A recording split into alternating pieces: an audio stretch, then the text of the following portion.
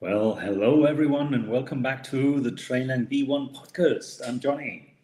And I'm Matthew. And today we're going to talk about something really useful in English: how to change verbs into nouns, and how to make adjectives and adverbs from nouns. Well, it sounds a little bit tricky, doesn't it, Johnny? Well, it might sound confusing at first, Matthew, but don't worry, amigos. We are going to break it down with easy examples, and as always, we will finish with an interesting topic. And today's cultural hook is about the big decision many parents face. Should they send their children to study in the UK or the US? That's right. It's going to be fun. But first, let's dive into today's dialogue. Okay, Johnny, are you ready? Well, absolutely. Let's go. So, Matthew, usually on these dialogues, we are in a bar or we are having a coffee. But No. now on this ones, wow, we are parents. Oh my days. I'm Uh, not too but, sure I but, like this one, Johnny. but still, we are having a coffee, yeah? Okay, well, there's a silver lining on the cloud. So, we are going to discuss the preferences about where the children should study, if in the UK or the US. So, I think I will be more US minded, Oh, and of course Johnny. you're going to be a little bit more UK Hey. minded. So let's see what it comes out from this one, Matthew. Okay, let's go. Let's go. So, Matthew, I've been thinking a lot about where we should send our kids to study. I really believe the US has the best system for them. Well, I see your point, but I think the UK system is much more efficient, don't you? Students specialize at a young age, and that helps them to focus on what really matters. Yeah, that's true, Matthew, but the US offers a bit more flexibility. Students can take general courses first before deciding on the major. I think it gives them the chance to discover their passions. I agree with you, Johnny. But to me, it seems like the US system, well, it could just delay things a bit. You know, in the UK, students focus on a specific subject much earlier, so they don't waste time on other areas. Well, I get that, Matthew.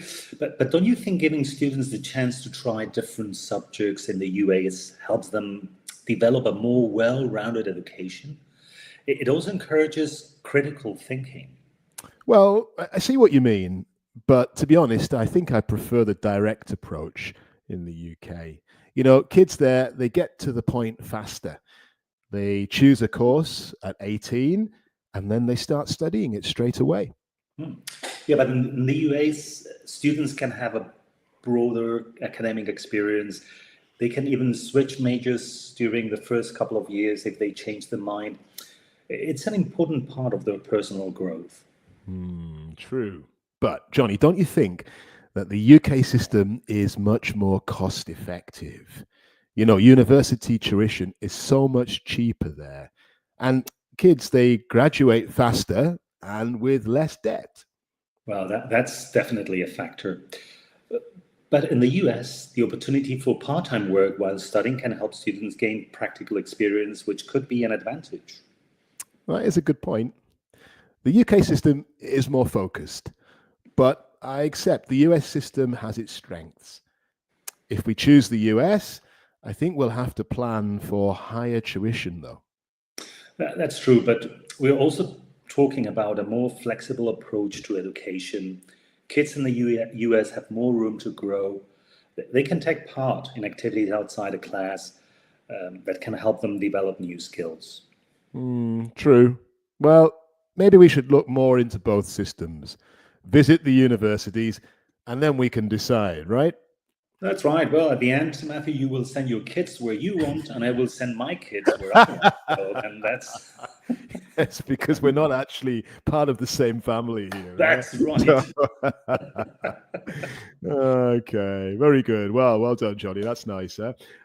Let's take a closer look at how we can change verbs into nouns. And also, we're going to have a look at how we can make adjectives and adverbs from nouns.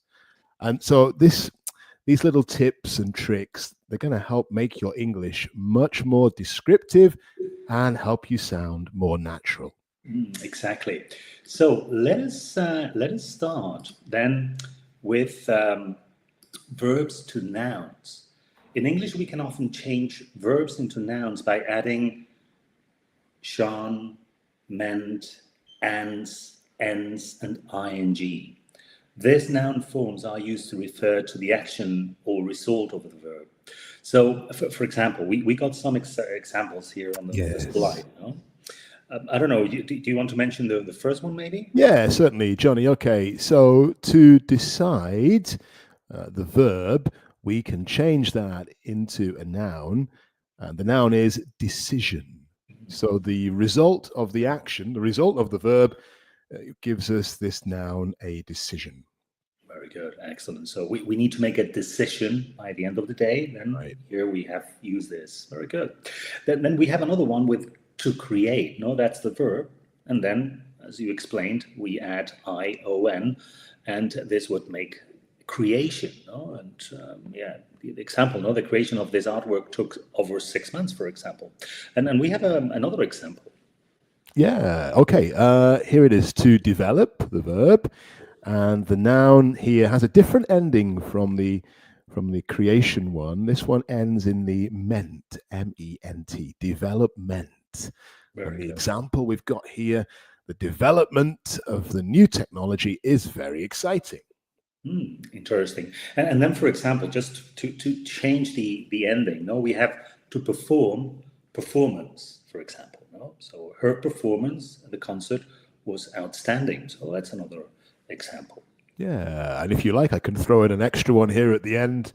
Johnny, to manage the noun, the ending for to manage the verb, the ending for the noun is meant, management. Similar to development, no? The management of this company is very efficient. Good. Okay, fantastic. I think also worth adding, you have to remember a lot of these because I don't think, Johnny, there's a clear rule that you can apply. It's just a case of when you learn the verb, it's a good idea to learn the noun. Okay, so these noun forms, they express the action or the result of the verb. Good. Now, let's have a look at how we can change nouns into adjectives. Very good. So, for example, when we add full or less, we can turn nouns into adjectives. Full means full of, and less means without. So we got 3 examples here on this slide as well. So, for example, beauty, that's the adjective. We can say the view from the top of the mountain was beautiful. So we add full, in this case, to beauty, and there we got now the adjective. Hey, nice and easy. And the same idea with our noun hope. We can transform that into an adjective as hopeful, full of hope. And the example, she was feeling hopeful after the job interview. Very good. And then we have also care, no? Careful. He's a very careful driver. Cuidadoso. Very good. So careful. Good. Very good. And I don't know if you want an extra one, Johnny, at the end, a bonus one here. Power is the noun, the adjective powerful. That was a powerful speech. And I think worth mentioning to the listeners, this ending full is with one L. So it's not double L, just the one. That's a good point. And just to add an less ending, we have endless, no? The meeting seemed endless. No? Well, I hope our listeners are not thinking this podcast is endless. Oh no! Looks like endless. No, okay, fine. We hope not. You can leave our comments. You can leave your comments anyway. You can leave a comment there using one of the adjectives to describe it. Good. Okay, so let's talk now about turning nouns into adverbs. And you've got a great slide there, Johnny. We just need to add the ly to the end, and we can turn adjectives into adverbs. We've got an example here. Quick into quickly. Okay, so she finished the assignment quickly. Very good. Rápidamente, that's right. Happy, feliz. And same pattern, no? We add happily. The children played happily in the park. Great. And another one here. Again, the same pattern. Strong. Well, we add ly, strongly. He strongly believes in the importance of education. Very good. No? And then we have easy, easily, serious, seriously, and you can go on with this example. So to summarize a little bit, here's a quick recap of the transformation we talked about. Verb to noun, for example, to decide would be decision, and then we saw that we can use things like that, Sean, meant, ends, ing ending. Then also when we want to move nouns to adjective, we have the full or the less endings. And when we want to transform nouns into adverbs, just add ly at the end, like with quick or quickly.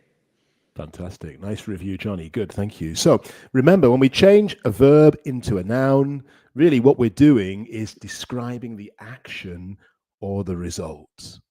So verb to noun is all about the result. When we change a noun to an adjective, well, then we're interested in the quality. And that could be the full, if it has a lot, or less, if it doesn't have much. And then finally, when we make an adverb, well, then we are interested in talking about how something happens. Very good. Yeah. As this is a B1, maybe you can explain this in Spanish a little bit for our listeners, ¿no? Así que estamos aprendiendo, ¿no? Podemos describir la acción, ¿vale? O sea, cuando utilizamos el verbo describimos la acción o el resultado. Esto es cuando cambiamos el verbo a un sustantivo. Y cuando cambiamos un sustantivo a un adjetivo, entonces estamos hablando de la calidad, de la calidad de ese sustantivo transformado en un adjetivo. Y cuando lo hacemos con un adverbio, pues estamos describiendo cómo está ocurriendo la acción o cómo ocurre. So these transformations are powerful tools to improve your English and make your speech more descriptive and natural. All right, Johnny, thank you. Good. Okay, so now, listeners, it's your turn. We have a challenge for you on the pod today. Okay, so the question is, how would you say in English, la decisión de enviar a los niños a estudiar al extranjero es difícil? How would you say that in English? That's a good one. So think about how we can turn the verb decidir into a noun. So write your answer in the comments or tag us on Instagram or just leave us a message, and we're excited to see your answers. Así que si nos queréis dejar un comentario cómo haríais esto, luego al final del podcast, como siempre, os vamos a dar el resultado de esto. But if you are enjoying the podcast, si lo estás disfrutando, pues dale al like, suscríbete. You never miss any new episodes. Remember also that we are not only on YouTube, we are on Spotify, we are also on Twitch, LinkedIn. So yeah, there are many platforms. We're everywhere. Oh, but also don't forget to visit the webpage, trainlang.com. And there you can find lessons, there's resources, webinars. Man, there's all kinds of things to help you quickly and effectively improve your English. Okay, good. Well, Johnny, we're going to just dive back into that debate that we were having about education in the UK versus the US. Right. So some more interesting details. Johnny, both education systems in both countries is something that affects students all over the world. And it's interesting to compare how those two systems work. Definitely, Matthew. In the UK, the system is generally more focused. After primary school, students go to the secondary school where they study a wide range of subjects. And by the age of 16, they can take the General Certificate of Secondary Education, which determine what subjects they will continue to study.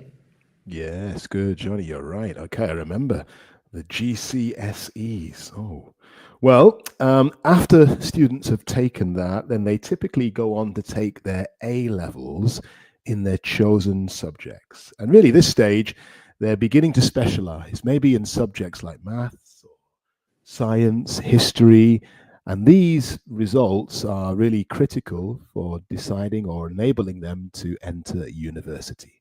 That's right. Okay, in the US, the system is a bit different. After middle school, students go to high school, where they take a range of subjects like English, maths, history. They also have the chance to explore things like sports and arts. It's a more general education system at that stage. Yeah, that's right. And then when they go to college or university, they don't need to specialize right away. So in the US, students typically can spend 2 years just taking general courses before they choose their major. So in that sense, they have more flexibility. That's true. And one thing that stands out about the US system is that students often live on campus, don't they? The campus life is an important part of the experience, with many opportunities to extracurricular activities and internships. Yes, that's true. The UK system doesn't quite have the same emphasis on living at the university or campus life. In fact, students very often live at home, or maybe they'll be in private accommodation during their university stay. But that said, the UK system is more direct and it's more focused on the subject that you're studying. At least that's what I think. What do you think, Johnny? Yeah, exactly. The UK system is more specialized, but the US offers a more well-rounded experience. As we mentioned earlier, there is also a huge difference in cost. US universities are much more expensive, with fees going up to tens of thousands of dollars a year. On the other hand, the UK tuition fees are more affordable in comparison, although still quite high. Yes, it's expensive. And students in the US, they can apply for scholarships or student loans to help cover the costs. But even so, the debt can be quite high by the time they graduate. In the UK, student loans are also available, but the repayment system is different. And one more difference, in the US, students can choose a major later on, whereas in the UK, students typically apply for a specific degree and study it for 3 years or more, depending on the subject. That's right. So whether you go to university in the UK or in the US, you're going to have a great education. The systems are definitely designed to support different types of learning. So really, I guess at the end of the day, it depends on what kind of experience the student wants. Exactly. And in both countries, education plays a huge role in personal and professional development. But whether you want to specialize early or explore different fields, well, both systems have their advantages and disadvantages. Yes, that's right, Johnny. Good. Well, let's go back to the question we set our listeners a little bit earlier. Okay, let's have a look at your answers. There was the question. How would you say in English, la decisión de enviar a los niños a estudiar al extranjero es difícil? How would you say that? Wow, interesting. So as you can see, we will see that now, which is the decision. Okay, here it is. No, the decision to send the kids to study abroad is difficult. So as you can see, we turned the verb decidir into the noun decision. Simple, but effective. Yeah, right? Very good, very good. So, listeners, it's your turn. Can you make a sentence using one of the transformations that we learned today? For example, we talked about turning a verb into a noun. I think one of the examples you used, Johnny, was create into creation. Or we could change, I don't know, maybe an adjective to an adverb, like quick into quickly. Well, here's an example, no? Verb to noun. The decision to study abroad is exciting. And maybe an adjective to adverb. Should finish the assignment quickly. Very good. So post your sentences in the comments below. Or if you like, give us a tag on Instagram even. And we're looking forward to see what you've come up with. That's true. So, Johnny, it's flown by today. The podcast was not endless. It's coming to an end. What have we learned today? Well, we've seen how to change verbs into nouns and to make adjectives and adverbs from nouns. Hopefully this is going to help you guys as you create sentences. Exactly. And we also explored the difference in the education system in the UK and the US. Para aquellos que tal vez están ahí pensando dónde mandar a sus niños, si a Inglaterra o a Estados Unidos, pues ahí tenéis un podcast también donde podéis echar un vistazo. Por supuesto, nosotros no tomamos partido, simplemente pues compartimos la información, la decisión es vuestra. And also just at this point, maybe we can remind our listeners, os podemos recordar que muchos de nuestros estudiantes están muy contentos con las clases, están disfrutando de aprender inglés como nunca antes.